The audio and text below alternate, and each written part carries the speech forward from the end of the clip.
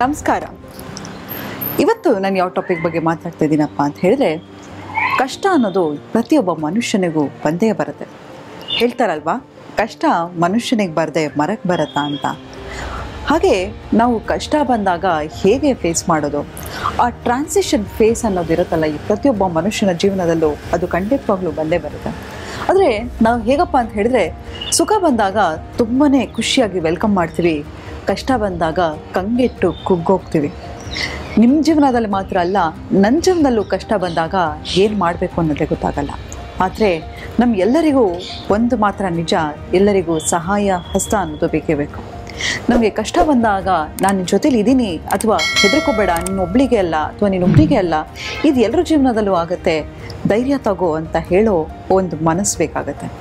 ಆದರೆ ಕೆಲವು ಸತಿ ನಾವು ಒಂಟಿಯಾಗಿರ್ತೀವಿ, ನಮಗೆ ಯಾವುದೇ ಥರ ಸಹಾಯ ಇಲ್ಲದಿದ್ದಾಗ ನಮಗೆ ನಾವೇ ಧೈರ್ಯ ತುಂಬಿಕೊಂಡು ಹೇಗೆ ನಮ್ಮ ಜೀವನವನ್ನು ನಡೆಸಬೇಕು ಅನ್ನೋದನ್ನು ಇವತ್ತು ನಾನು ಹೇಳ್ತಾ ಹೋಗ್ತೀನಿ. ನೋಡಿ, ನಾವು ಏನು ಮಾಡ್ತೀವಪ್ಪ ಅಂತ ಹೇಳಿದರೆ, ನಮಗೆ ತುಂಬ ಬೇಜಾರಾದಾಗ, ನಮಗೆ ತುಂಬಾ ದುಃಖ ಆಗುತ್ತೆ. ನಾವು ಮಾಡೋ ಮೊದಲನೇ ತಪ್ಪು ಏನಪ್ಪ ಅಂತ ಹೇಳಿದರೆ, ದುಃಖನ ತಡೆಗಟ್ಟೋದು. ನೋಡಿ, ನಗೋದೊಂದು ಎಮೋಷನ್ ಆದರೆ ಅಳೋದು ಕೂಡ ಒಂದು ಎಮೋಷನ್ನೇ ಹೌದು. ನಾವು ಯಾಕೆ ಅಳುವಾಗ ತುಂಬಾ ಅಯ್ಯೋ ನಾನು ಅಳಬಾರ್ದು ಅಂತ ಯಾಕೆ ಅನ್ಕೋತೀವಿ? ನಾವು ಪ್ರತಿ ಸತಿ ಕಣ್ಣೀರಿಟ್ಟಾಗ ನಮ್ಮ ಬಾಡಿಯಲ್ಲಿ ಎಂಡಾರ್ಫಿನ್ಸ್ ರಿಲೀಸ್ ಆಗುತ್ತೆ ಅಂತ ಹೇಳಿದರೆ ನಮಗೆ ಸಮಾಧಾನ ಆಗ್ತಾ ಹೋಗುತ್ತೆ. ಅದು ಕೂಡ ಅಳೋದು ಒಂದು ನಮ್ಮ ಬಾಡಿಯಲ್ಲಿ ಇರತಕ್ಕಂಥ ಒಂದು ಕೋಪಿಂಗ್ ಮೆಕ್ಯಾನಿಸಮೇ ಹೌದು. ಹಾಗಾಗಿ ಯಾವಾಗ ನಿಮಗೆ ತುಂಬಾ ದುಃಖ ಆಗುತ್ತೆ, ಹತ್ತು ಬಿಡಿ. ನೋಡಿ, ಗಂಡು ಮಕ್ಕಳು ಹೆಣ್ಮಕ್ಳು ಅಂತಲ್ಲ, ಈ ಗಂಡು ಹುಡುಗ ಆಗಿ ಯಾಕೋ ಹೆಣ್ಣು ಹುಡುಗಿ ಥರ ಅಳ್ತಾ ಇದೆಯಾ ಅಂತ ಅನ್ಕೋಬೇಡಿ. ಗಂಡು ಮಕ್ಳಿಗೂ ಎಮೋಷನ್ಸ್ ಇದ್ದೇ ಇರುತ್ತೆ, ಆ ಹೆಣ್ಮಕ್ಳಿಗೂ ಅದೇ ಇಂಟೆನ್ಸಿಟಿ ಆಫ್ ಎಮೋಷನ್ಸ್ ಇರುತ್ತೆ. ಸೊ ಇದು ಯಾವುದೇ ಒಂದು ಕೋಪಿಂಗ್ ಮೆಕ್ಯಾನಿಸಮಲ್ಲಿ ಇದೆಲ್ಲವೂ ಒಂದು ಸ್ಪೆಕ್ಟ್ರಮ್ ಆಫ್ ಫೀಲಿಂಗ್ಸೇ ಹೌದು.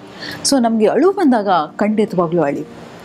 ಇನ್ನೊಮ್ಮೆ ಏನು ಮಾಡಿ ಅಂತ ಹೇಳಿದರೆ, ಯಾರೋ ನಮ್ಮ ಜೀವನದಲ್ಲಿ ತುಂಬ ಅನ್ಯಾಯ ಮಾಡಿಬಿಟ್ಟಿರ್ತಾರೆ, ಅಥವಾ ಮೋಸ ಮಾಡಿರ್ತಾರೆ, ಅಥವಾ ಕೆಲವು ಸತಿ ನಾವು ತುಂಬಾ ಹಚ್ಕೊಂಡಿರೋರು ನಮ್ಮನ್ನು ಬಿಟ್ಟು ಹೋಗಿರ್ತಾರೆ. ಇಲ್ಲಾಂದರೆ ಸಾವು ಅನ್ನೋದು ಯಾರನ್ನು ಬಿಡುತ್ತೆ ಹೇಳಿ? ಎಷ್ಟು ಸತಿ ನಮಗೆ ತುಂಬ ಹತ್ತಿರ ಆಗಿರೋರು ಅಥವಾ ನಮ್ಮ ಮನೆಯವರು ಯಾರೋ ನಮ್ಮ ಹತ್ತಿರದಲ್ಲಿ ಇರ್ತಕ್ಕಂಥವರ ಸಾವನ್ನು ನೋಡಿರ್ತೀವಿ. ಅದನ್ನು ಅಕ್ಸೆಪ್ಟೇ ಮಾಡ್ಕೊಳ್ಳಿಕ್ಕಾಗಲ್ಲ. ಕೆಲವು ಸತಿ ನಮ್ಮ ಜೀವವನ್ನು ಬಿಡಬೇಕು ಅಂತ ಹೇಳಿ ನಾವು ನಿರ್ಧಾರ ತಗೋತೀವಿ. ಅಂಥ ಸಮಯದಲ್ಲಿ ಕೂಡ ನಾವು ಹತ್ತು ಆ ಗ್ರೀವಿಂಗ್ ಪೀರಿಯಡ್ ಅಂತ ಏನಂತ ಹೇಳ್ತಾರೆ, ಅದನ್ನು ಮಾಡಬೇಕಾಗತ್ತೆ. ಅದಕ್ಕೆ ನೋಡಿ, ಸಾವಾದಾಗ 11 ದಿನ ಗ್ರೀವಿಂಗ್ ಪೀರಿಯಡ್ ಅಂತ ಕರೀತಾರೆ ಅಲ್ವಾ? ಹಾಗಾಗಿ ಅದಾದ್ರ ಮೇಲೆ ಇಂಟೆನ್ಸಿಟಿ ಆಫ್ ಎಮೋಷನ್. ನೋಡಿ, ಈಗ ನಾನು ಕೆಳಗೆ ಬಿದ್ದೆ ಅಂತ ಇಟ್ಕೊಳ್ಳಿ, ನನಗೊಂದು ತರ್ಚು ಗಾಯ ಆದರೆ ಆ ಗಾಯ ಮಾಗಲಿಕ್ಕೆ ಒಂದು 10ರಿಂದ 11 ದಿನ ಬೇಕಾಗುತ್ತೆ. ಸಿಮಿಲರ್ಲಿ ನಮ್ಮ ಮೆಂಟಲ್ ಹೆಲ್ತಲ್ಲೂ ಕೂಡ ಹೌದು. ನಮ್ಮ ಜೀವನದಲ್ಲಿ ಯಾವುದಾದ್ರೂ ಒಂದು ಅಘಾತವಾದ ಘಟನೆ ನಡೆದ್ರೆ ಅದು ಮಾಗಲಿಕ್ಕೆ ತುಂಬಾ ಸಮಯ ಬೇಕಾಗುತ್ತೆ. ನಾವು ಬಿದ್ದಾಗೂ ಅಷ್ಟೇ, ಅದು ಒಣಗಕ್ಕೆ ಟೈಮ್ ಆಗುತ್ತೆ. ಆದರೆ ಆ ಒಣಗಾದ್ಮೇಲೆ ಗಾಯ ಮಾಗಿರುತ್ತೆ, ಆ ಕಲೆ ಮಾತ್ರ ಹಾಗೇ ಉಳ್ಕೊಂಡಿರುತ್ತೆ. ಹಾಗೆ ನಮ್ಮ ಎಮೋಷ್ನಲ್ ಬಾಡಿಲೂ ಹೌದು. ಸೊ ಹಾಗಾಗಿ ನಿಮಗೆ ನೀವು ಟೈಮ್ ತಗೊಳ್ಳಿ. ಕೆಲವು ಸತಿ ಊಟ ಸೇರಲ್ಲ, ನಿದ್ದೆ ಬರಲ್ಲ, ಪರವಾಗಿಲ್ಲ, ಆ ದುಃಖ ಮರೀಲಿಕ್ಕೆ ತುಂಬಾ ಟೈಮ್ ಬೇಕಾಗುತ್ತೆ. ಇಷ್ಟು ಒಂದು ಟೈಮ್ ಅಂತ ಇರುತ್ತೆ. ಮತ್ತು ನೀವು ಯಾರ ಹತ್ರ ಫ್ರೆಂಡ್ಸ್ ಹತ್ರ ಹೇಳ್ಕೊಳ್ಳೋಕ್ಕೆ ನನಗೆ ನಾಚಿಕೆ ಆಗುತ್ತೆ, ಅಥವಾ ಯಾರ ಹತ್ರನೂ ಹೇಳೋಕ್ಕಾಗ್ತಾಯಿಲ್ಲ, ನನಗೊಂದು ಆಪ್ತ ಸಮಾಲೋಚಕರ ಹತ್ರನೂ ಹೋಗೋಕ್ಕಾಗ್ತಾಯಿಲ್ಲ ಅನ್ನೋ ಪರಿಸ್ಥಿತಿಯಲ್ಲಿ ನಿಮ್ಗೆ ಯಾರೂ ಬೇಕಾಗಿಲ್ಲ. ಒಂದು ಬುಕ್ಕು ಪೆನ್ನು ತಗೊಂಡು ನಿಮ್ಗೆ ಏನೇನು ಫೀಲ್ ಆಗ್ತಾ ಇದೆ ಅದನ್ನು ಬರಿತಾ ಹೋಗಿ. ಅದನ್ನು ಬರೆದು ನಿಧಾನಕ್ಕೆ ಓದ್ತಾ ಹೋಗಿ. ಹೇಗೆ ಓದಬೇಕಪ್ಪ ಅಂತ ಹೇಳಿದ್ರೆ, ಯಾವುದೋ ಒಂದು ಕಾದಂಬರಿ ಅಥವಾ ಕಥೆಯನ್ನು ಓದ್ತಾ ಇದ್ದೀರಾ, ಬರೀಲಿಕ್ಕೆ ನಿಮ್ಗೆ ಉದಾಸೀನ ಆದರೂ ಕೂಡ ಒಂದು ಮೂವಿಯಲ್ಲಿ ಒಂದು ಕ್ಯಾರೆಕ್ಟರ್ ರೀತಿ ಅದನ್ನು ವಿಜುವಲೈಸ್ ಮಾಡ್ತಾ ಹೋಗಿ. ಈಗ ನೀವು ಯಾವುದೋ ಒಂದು ಫಿಲಮ್ಗೆ ಹೋಗ್ತೀರಾ, ನಿಮ್ಗೆ ಇಷ್ಟವಾದ ಹೀರೋ ತುಂಬಾ ಅಳ್ತಾ ಇರ್ತಾನೆ, ತುಂಬ ದುಃಖ ಪಡ್ತಿರ್ತಾನೆ, ಬ್ರೇಕಪ್ ಆಗಿರುತ್ತೆ, ಅಥವಾ ಮನೇಲಿ ಯಾರೋ ಒಂದು ಸಾವಪ್ಪಿರ್ತಾನೆ, ಅವನು ತುಂಬ ಅಳ್ತಾ ಇರ್ತಾನೆ. ಆಗ ನೋಡಿ ನಿಮಗೂ ಅಳು ಬರುತ್ತೆ. ಹಾಗಂತ ಇಡೀ ದಿನ ನೀವು ಆ ಫಿಲಮ್ನ ನೆನೆಸ್ಕೊಂಡು ಅಳ್ತಾ ಇರ್ತೀರಾ? ಇಲ್ಲ. ನಮ್ಮ ಜೀವನ ಕೂಡ ಹಾಗೆ. ನಾವು ಎಲ್ಲರೂ ಒಂದೊಂದು ಪಾತ್ರವನ್ನು ವಹಿಸ್ತಾ ಇರ್ತೀವಿ. ಇವತ್ತು ನಾನೊಂದು ತಾಯಿ ಆಗಿರ್ಬೋದು, ನಾಳೆ ಒಂದು ಫ್ರೆಂಡ್ ಆಗಿರ್ತೀನಿ, ಒಂದು ಹೆಂಡತಿ ಆಗಿರ್ತೀನಿ. ನಮ್ಮ ಜೀವನದಲ್ಲಿ ನಮ್ಗೆ ಎಲ್ಲದರಲ್ಲೂ ಒಬ್ಬೊಬ್ಬರ ಲೈಫಲ್ಲಿ ಒಂದೊಂದು ಪಾತ್ರ ಇರುತ್ತೆ.